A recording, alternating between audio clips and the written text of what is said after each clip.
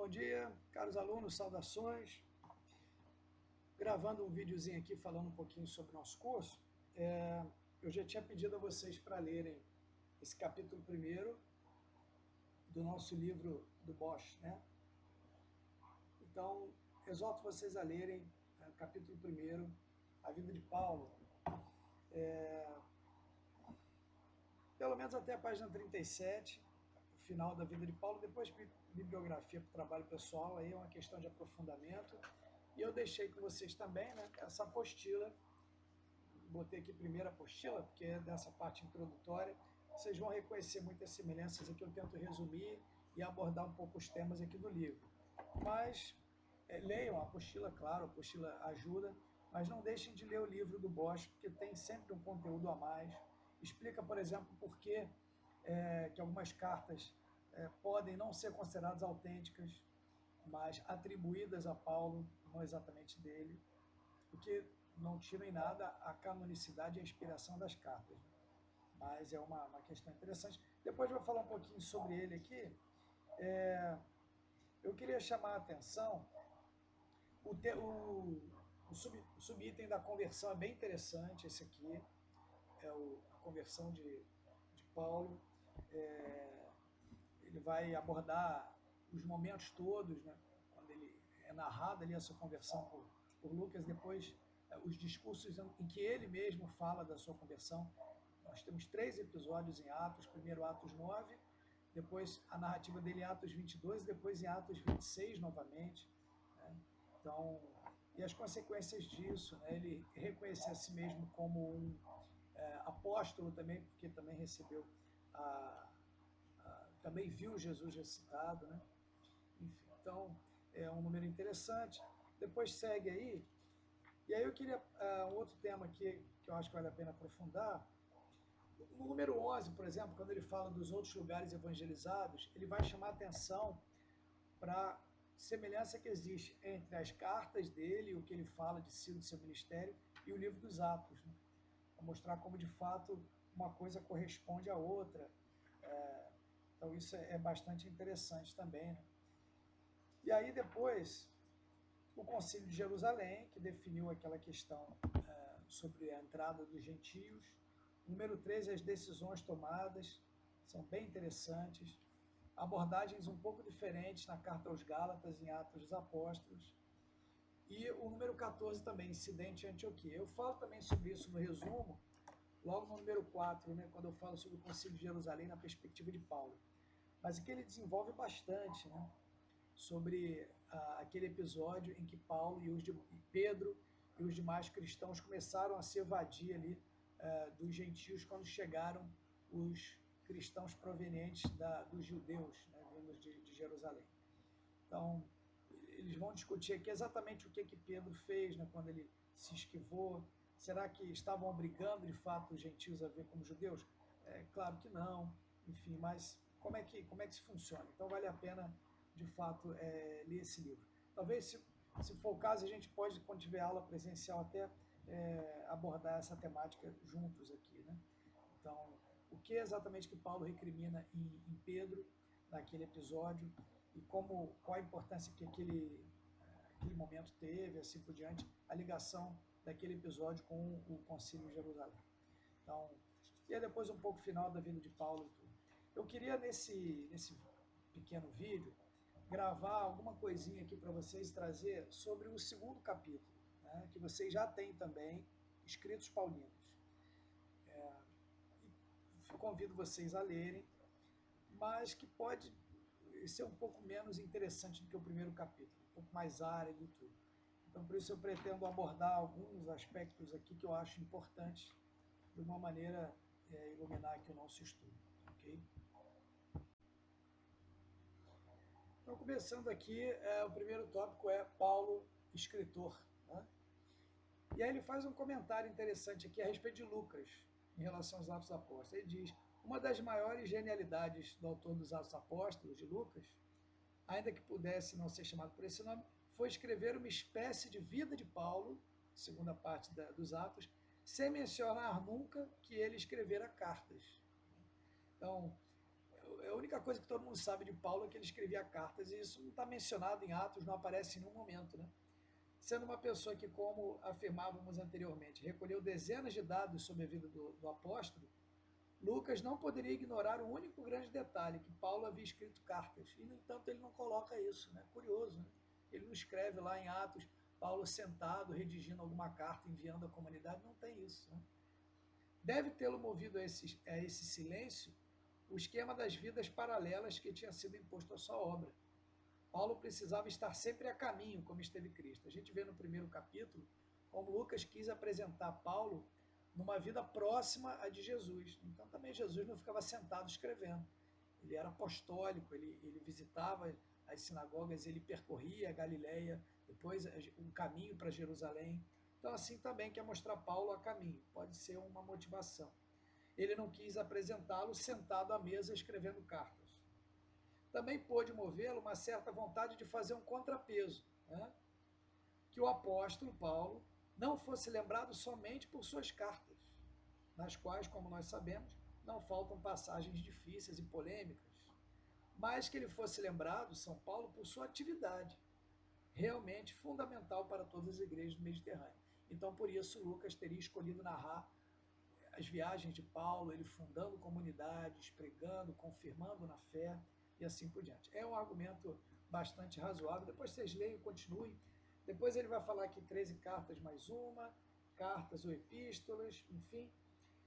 Depois aqui no número 4 tem esse subtítulo, linguagem falada, linguagem religiosa e convenções retóricas. Aqui à frente ele vai falar de qualidades e dificuldades aqui de Paulo como escritor, né? Paulo possui qualidades literárias, concretamente retóricas, e aí ele vai ver um lado negativo. Alguns aspectos aqui que ele destaca, vale a pena. Isso está na página 47, tá? Quem quiser depois pode aprofundar aqui. 47. Fico tentando achar a página aqui, me perco. Tem demasiadamente clara a sua opção pelo fundo, o que ele tem de comunicar, a matéria, o conteúdo, mais do que a forma. Então, às vezes, a forma da redação, enfim, é muita informação, às vezes não está bem construído, né? Parece desfigurado o texto. Sob o ponto de vista da forma, parece desfigurar o seu texto ao querer colocar muita coisa de uma vez só, em último momento, né? Então, uma crítica que se faz aos textos de Paulo. Também lhe falta frequentemente um plano prévio e uma proporção entre os membros, entre as partes do texto, né? Como se ele tivesse recolhido diversas partes de diversos calibres, assim, algumas mais prosaicas, outras mais poéticas, umas mais densas, outras menos, né? E tivesse simplesmente juntado tudo para compor seu texto. Também lhe faltam os sinais de pontuação, isso nem sempre fica bem demarcado, aí cabe mais aos tradutores, né, quando pegam o texto original para ler. Talvez um texto mais profissional, mais rigoroso, teria assinalado melhor os pontos do discurso, o que mostra que parece que Paulo tinha mais facilidade para falar do que para escrever e assim por diante. Lado positivo ou qualidades, ele tinha uma palavra sempre significativa. A gente lê os textos de Paulo, ele fala com força, né? Sobretudo em autores antigos, muitas vezes é preciso passar páginas e páginas para se chegar à próxima ideia. A gente viu lá com Sócrates e Platão, aí fica aquela coisa, às vezes ali, demora muito para passar para a próxima ideia, né? Com Paulo não se tem essa impressão de estar afundando em barro mole, mas de estar pisando em rocha firme. Sabe o que fala? Tem um conteúdo a apresentar, né? O Bosch diz aqui que Paulo tem uma palavra clara, quente e penetrante. Bonito isso, né? Não tanto como dizíamos o período ou a perícope inteira. Muito mais se tomarmos as frases soltas. Ali se percebe a paixão e a força da convicção. Frases que se forjaram com base em repetições contínuas e avaliando o efeito que produziam. De fato, é algo que a gente percebe, né? Quantas frases de São Paulo a gente, né? Então, não sou eu que vivo, é Cristo que vive em mim. Outra, para mim viver é Cristo, morrer é lucro, né? Quem nos separará do amor de Cristo? Se Deus é por nós, quem será contra nós? E tantos outros, né? Tantos momentos que São Paulo fala assim, no hino da caridade, em outros momentos, tá? ele tem essas palavras fortes, né? Quando ele fala, por exemplo, que Por ele eu perdi tudo, e tudo considero como lixo a fim de encontrar-me unido a ele. Tendo sido alcançado por ele, agora corro para alcançá-lo. E se a gente for percorrer aí inúmeros outros textos, né? Com Cristo fui crucificado para o mundo e o mundo para mim. Então, são palavras fortes, são como que lemas. Né? Quantas palavras de São Paulo a gente toma como lemas da fé cristã por causa disso, né? Então, ou seja, ele tem uma palavra que é como uma flecha ali, que vai direto ali no nosso coração, né? Então, ali se percebe em São Paulo a paixão e a força da convicção. Parecem ser frases que se forjaram justamente a partir de repetições contínuas e avaliando o efeito que produziam naqueles que as ouviam. Faz todo sentido isso aqui. Muitos momentos de um autêntico lirismo e de autêntica habilidade, por que não usar a palavra retórica? São célebres o capítulo 8º da carta aos Romanos, né, que é um dos textos mais belos, mais profundos ali de São Paulo, falando sobre a vida no Espírito. Também 1 Coríntios 13, ele cita aqui também Coríntios 15 e muitos outros. Então, é uma outra percepção que a gente pode ter aqui de São Paulo. Depois continua modelos gregos e judaicos, em que maneira isso influenciou São Paulo. Depois um outro tópico aqui, o 6, obra de mestre e pastor. Bem interessante, ele vai mostrar isso, né? Como São Paulo escreve mais do que um teórico, um teólogo, mas ele escreve como mestre e pastor, de fato, para confirmar as comunidades, para exortá-las à fidelidade, esclarecendo dúvidas também, por isso mestre. Né? Não atua tanto como apóstolo e evangelista, mas sim como mestre e pastor. Não traz o querigma, o primeiro anúncio, como a gente vê em outros momentos nas pregações dele, mas ali ele traz mais a didaqué, ou seja, a catequese, a confirmação na fé para aqueles que já acreditaram, que já aderiram à fé. Então, leiam esse tema, está bem interessante. Também ele vai dizer que os textos de Paulo são, como eu já falei aqui, inclusive tem no nosso resumo também, escritos tipicamente ocasionais, dirigidos a uma comunidade e para responder questões que são propostas por elas, ali, dúvidas propostas pelas pessoas daquela comunidade e questões que ele precisa resolver diretamente ali. Né? Então, o tema da urgência pastoral. Né?